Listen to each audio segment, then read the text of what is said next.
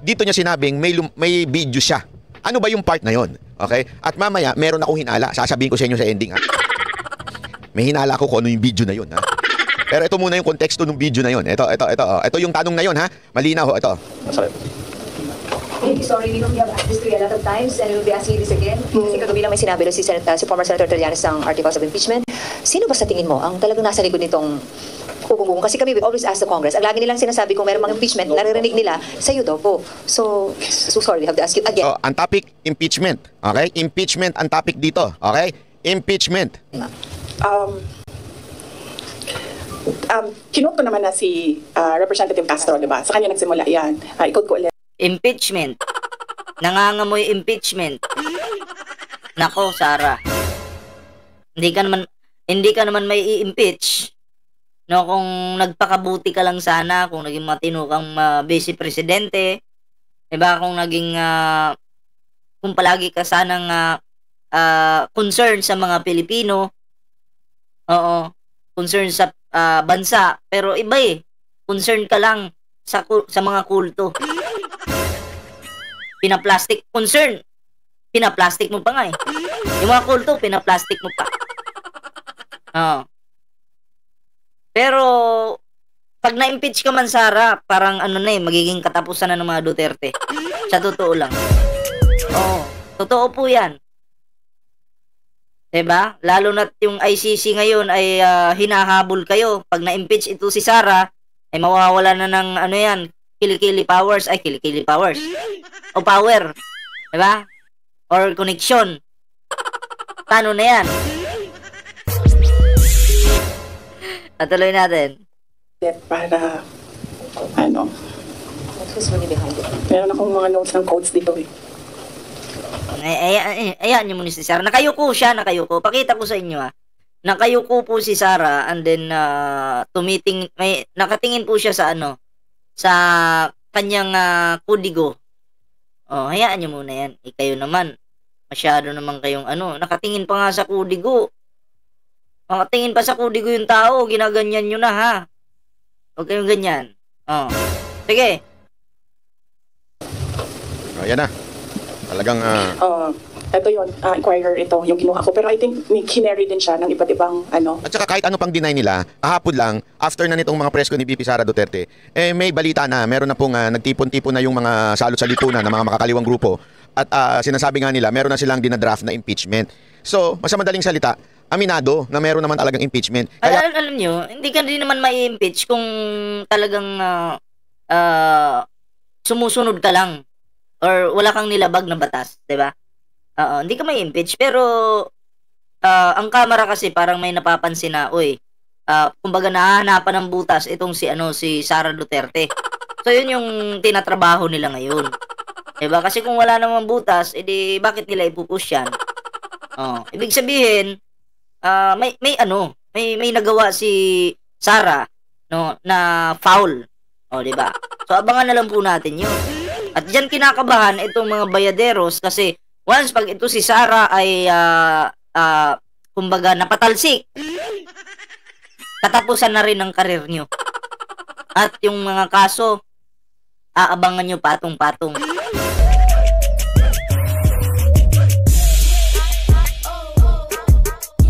Wala na po. SMC, inalis ko na po si Jiggy Barra.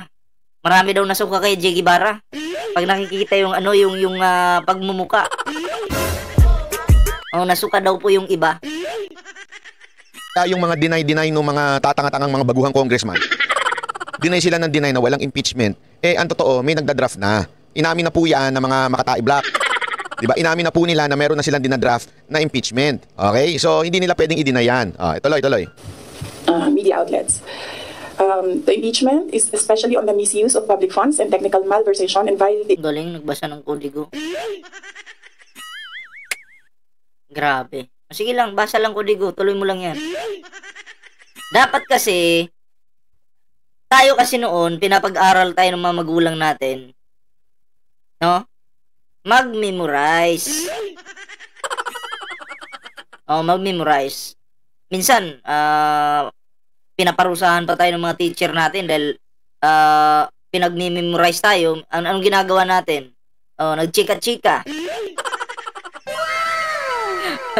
Hindi ko alam kay Sara. Sabi naman nila, lawyer daw ito. Pero ang alam ko sa mga lawyer, matatalino. Hindi gumagamit ng kodigo yan. Pero bakit ito nagbabasa? Hindi nabasa nito. Anong kodigo yan? Sara naman, nakakahiya naman sa mga taga Davao eh. Kahit ako, taga Davao, ako na yung nahiya. Oo, nahiya na ako. Ito ba yung vice president niyo? May kodigo, oh. May kodigo.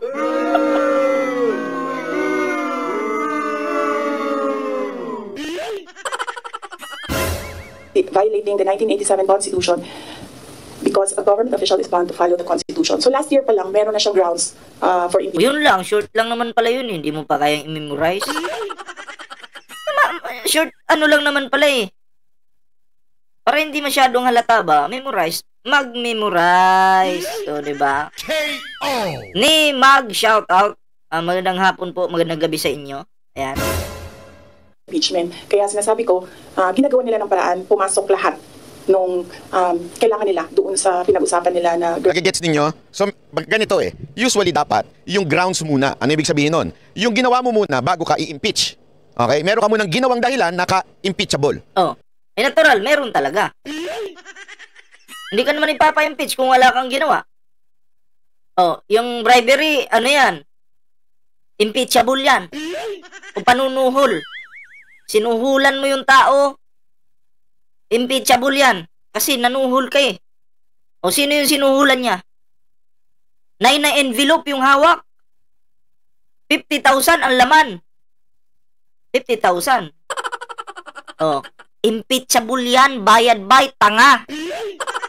Diba? Hindi ko alam, may utak ba to si bayad bay? Kaya nga kumakalat yung mga usapin ngayon na impeach na yan eh, kasi nga may nakitang butas. May dahilan para ipa-impeach si Sara kasi nanunuhol. Yun. Maliwanag ba sa'yo, bayad bay? Ang bobo mo. Grabe.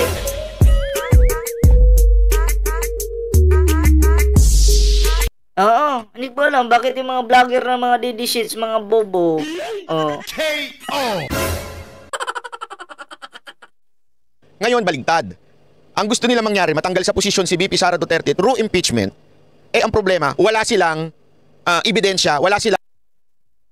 New Old Spice Steel Titan. Long-lasting scent. Oh, mabaho daw yung kilikili mo, bayad bay. Mag-Rexona ka daw muna. Yan. Babalik natin yun ha, kasi may ads lang eh. Babalik natin. silang ito, balik natin. Ito na. Wait lang ha. Ayan. Impeachable. Ngayon, baligtad. Ang gusto nila mangyari, matanggal sa posisyon si VP Sara Duterte through impeachment. Eh, ang problema, wala silang ebidensya, wala silang dahilan para impeach, pero gusto lang nila. Bobo! Wala daw ebidensya. Gusto lang daw nila. Pwede ba yun? Di pwede yun. Diba? May witness na nga. May ebidensya pa. Na envelope.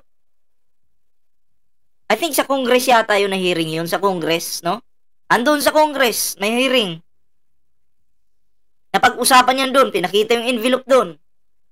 Na envelope. Ebidensya yun. Bayad bay. Hindi lang ebidensya.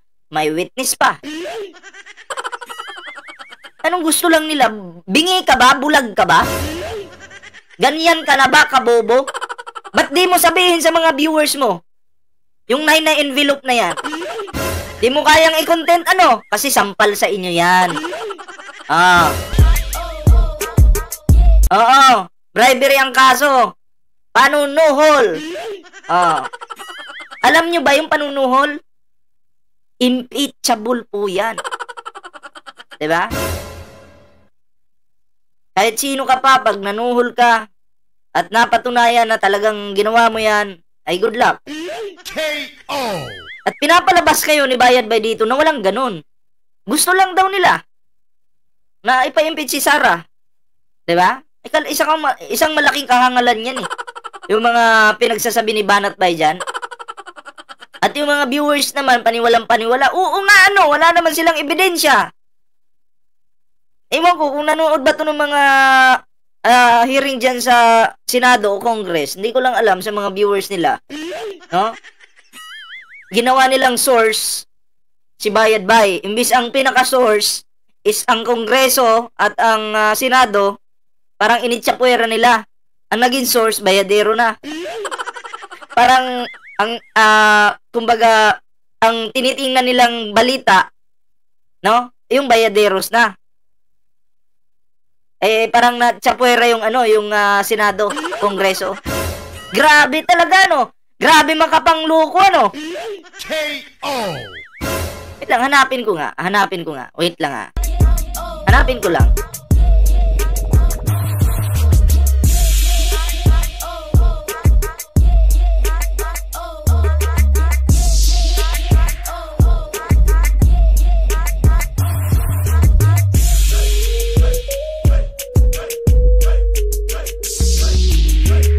Wait lang,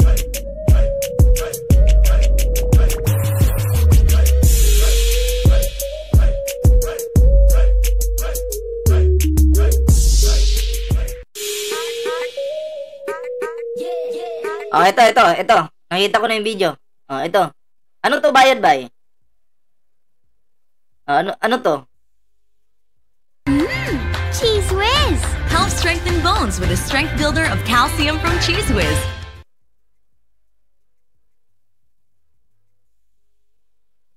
Wow, I just built the most amazing... Bobo din tong ads na to. Dami pang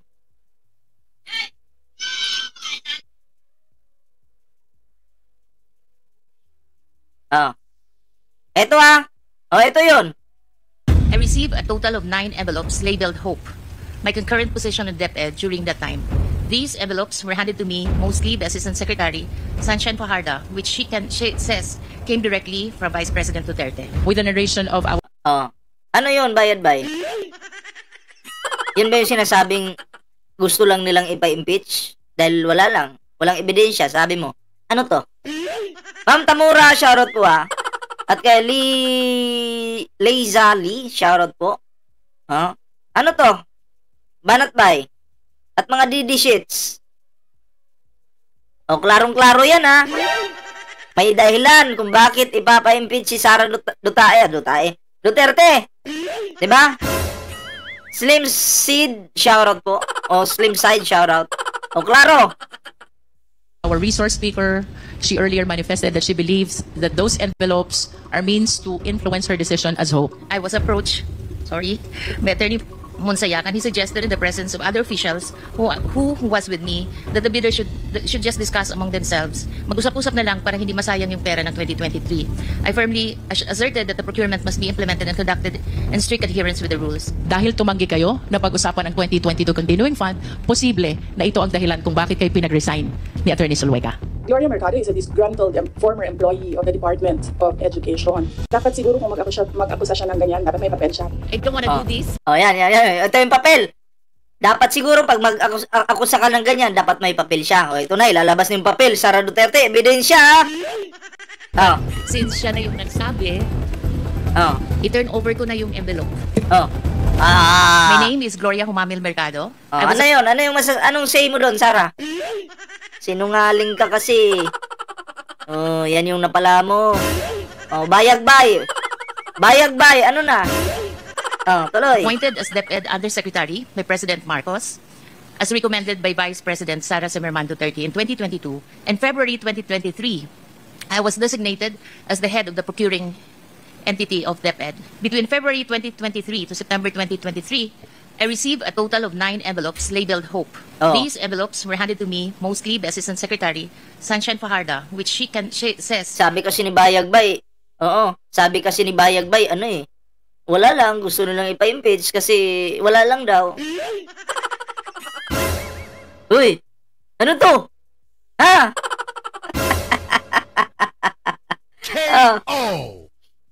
Came directly from Vice President Duterte. Sometimes in October 2023, as the likelihood of a bidding failure for DepEd computerization have become apparent, I was approached, by Attorney Monsayak, and he suggested in the presence of other officials who was with me that the bidder should just discuss among themselves. Mag-usap-usap na lang para hindi masayang yung pera ng 2023. I firmly asserted that the procurement must be implemented and conducted in strict adherence with the rules. Sometimes on the 3rd or 4th week of October, I was summoned by Zulaika Lopez, the chief of staff of the Take note, sabi ni Bayad Bay, wala daw ebidensya ha. Sige. Vice President and Undersecretary of the OVP. I was informed that I should tender my resignation. Shoutout effective muna tayo kay Just May Kunbanwa from Yamato, Japan. And shoutout po sa iyo ha. At syempre kay Luis Dizon, shoutout. that day. I refused to resign and I insisted on departing from service through voluntary retirement. The timing of my meeting with Ms. Zulaika struck me as more than coincidental. It gave me the impression that my candid responses was the real reason behind the push to relieve me of my office. It was as if I had become an unwelcome obstacle, despite simply doing my job as Hope and Undersecretary of Human Resource of DepEd. In connection dito sa 37,000, ilang 37,500,000 pong cheque ang napirmahan po ninyo? O, tingnan mo, Habang hope po may kayo. comment dito. Sabi ni Noriel Italia, ballpoint, itapik mo yung nahuling 4 sa Davao City nakaraang araw. Nahulihan ng 700k na pera plus 700k na halaga na shabu. Okay. Alam mo kung pulis Davao pa yung nakatutok dyan? Okay? Hindi nyo po malalaman na may ganun palang pangyayari dun sa Davao. Pero dahil napalitan po yung iba dyan, 'di ba? Ayan, lumabas yung issue na may nahuli sa Davao na 700k plus na shabu. Ayun sa nag-comment Ayun. Sunog yung mga Duterte. Akala ko ba malinis yung Davao? Bakit may mga pulburon dyan? Diba? Kasi noon, ang yayabang ng ibang pulis dyan sa Davao, yung mga kumakampi sa mga dutae. Yayabang Malinis daw yung Davao. Mga Minwa Maria, shoutout po Malinis daw at wala daw krimen, wala daw mga... Basta, magaganda lang daw po yung nangyayari sa Davao. Yung pala, di nyo alam, kala nyo lang. Tuloy natin to. Mr. Chair, I'm not very sure if it's 2 or 3. Okay. It should be around that. 2 or 3. So more or less, mga nasa 54 million. Ano po yung laman nitong siyam na envelope na to? It's 50,000. Ana Aquino, shoutout. Take note bawat envelope po ay 50,000 po yung laman. Okay. Pesos. So 50,000 times 9. It's 450 po. 450. They issued me a receipt for that 450. Sino po nag-issue ng receipt? Yung the one who it's an na- NGO that I Okay, so yung donated the money. pinag-donate po ninyo. Yes. Do you have that receipt? Yes, sir. Thank Yes, you. sir. Can we Yes, have a Mr. copy of the receipt, Yes, ma'am? Mr. Chair. Yan kompleto ng ebidensya po maliwanag yan. Banat Day! Thank you po. Tama po Ano ba na? Banat Day! sabihin, ma'am, na yun pong regular monthly envelope which you later on found out contains 50,000 per envelope ay nag-umpisa lamang nung kayo na-appoint as head of procuring entity? I'm still keeping those envelopes, so I would like to say yes. And what do you think is the reason kung bakit yung envelope nag-start lang during your appointment as Hope? Bakit po walang envelope nung HR pa lang kayo? Tapos biglang nag-envelope nung naging Hope kayo? I think it's like an allowance maybe for an extra work because sometimes I have to stay until midnight to look at the documents. Why were you so uncomfortable with the envelope when you believe that that is just an allowance? Because, ma'am, I'm 40 years, Mr. Chair, I'm 40 years in government. The only time I have an ombudsman case is when I advise my principal not to sign an importation, when I was the deputy cabinet secretary, and I advised my principal not to sign an importation because there was no rice crisis. That's my only ombudsman. I have to protect that name. The reason why you are considering all these concerns is because you believe that the envelope is a bribe. Do you agree? Yes or no, ma'am? It's kind of harsh word to use, bribe, because if or should I say, it is a means to influence your decision being the Hope. It could be. You said yes to that? You said it could be. Could be. I wish to manifest, Mr. Chair, that on the story, on the narration of the resource speaker about this envelope she received and she refused to open until the same is donated from February 2023 to September 2023 is a means actually to influence the decision of our resource speaker. Florinda Villion, shoutout po At kay Sylvia Latore, salamat po sa mga nag-like sa ating live. 822 thumbs up. Maraming salamat po. Being the one who approved all the decision of the BAC in behalf of the DepEd Secretary. You mentioned in this paragraph that a certain Attorney Reynold Monsayak suggested in the presence of 3 DepEd officials na pag-usapan na lang ang 2022 budget para hindi masayang. However, you firmly asserted that the procurement must be implemented and conducted in strict adherence with the rules. Do you confirm this? Yes. And Attorney Monsayak heard that? Yes po. And after this incident, ma'am, what happened? Parang a day, mga afternoon, I got a text.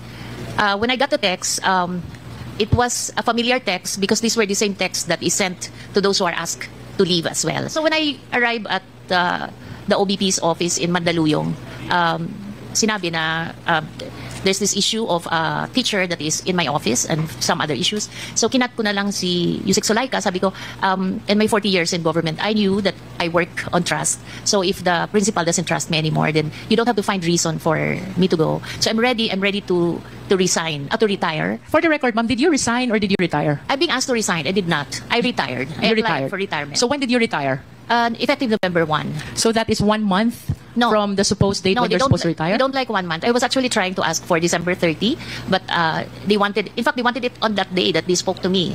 Sasang-ayon po ba kayo if I would say na yung pagtanggi nyo kay Attorney Reynold Monsayak na pag-usapan na lang yung 2022 continuing fund ang dahilan kung bakit kayo pinagre-resign ni Attorney Zuluaga? That's very speculative, ma'am. From your point of view, ma'am, it can be right, it can be wrong, but from your point of view, it could be. It could be the reason.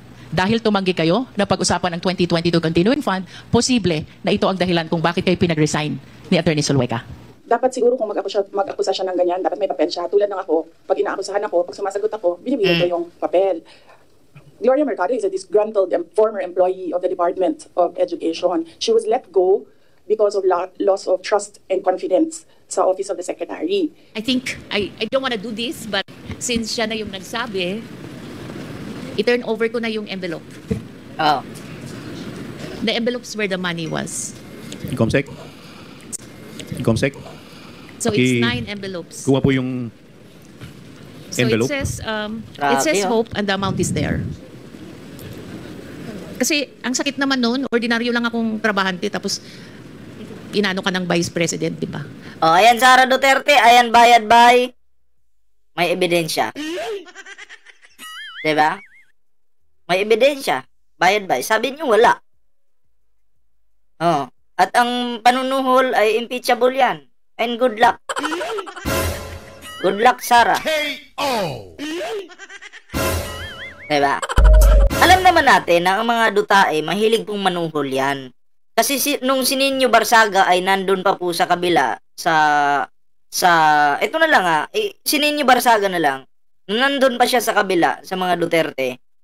Ay tumatanggap po ito si Nino Barsaga ng inamin naman niya. Inamin naman, 'di ba? Tumatanggap siya ng bayad galing sa mga Duterte. 'Di ba? Inamin po 'yan ni Nino Barsaga. Oh. Kung ikukunik mo yung mga sinabi ni Nino Barsaga doon sa issue na to, 'di ba? Pareho lang.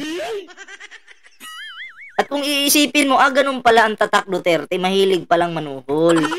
Oh. 'Di ba? Yun po yun, klarong-klaro, maliwanag pa sa sikat ng araw. Kaya yan sila bayad bay. Bayad din 'yan. KO. Oh. Bayad din 'yan. 'Di ba? Yung mga bayaderos, bayad yan. Ano pa? Sasabihin nyo pa, wala ding ebidensya? Manda kayo. Naku po. KO. So, yun lang.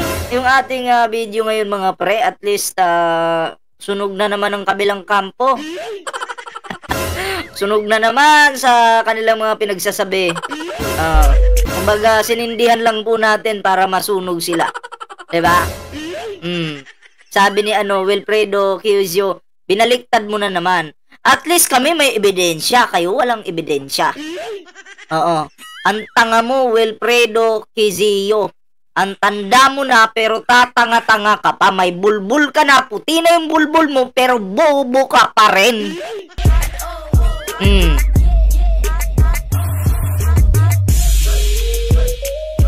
Diba? Kami may ebidensya.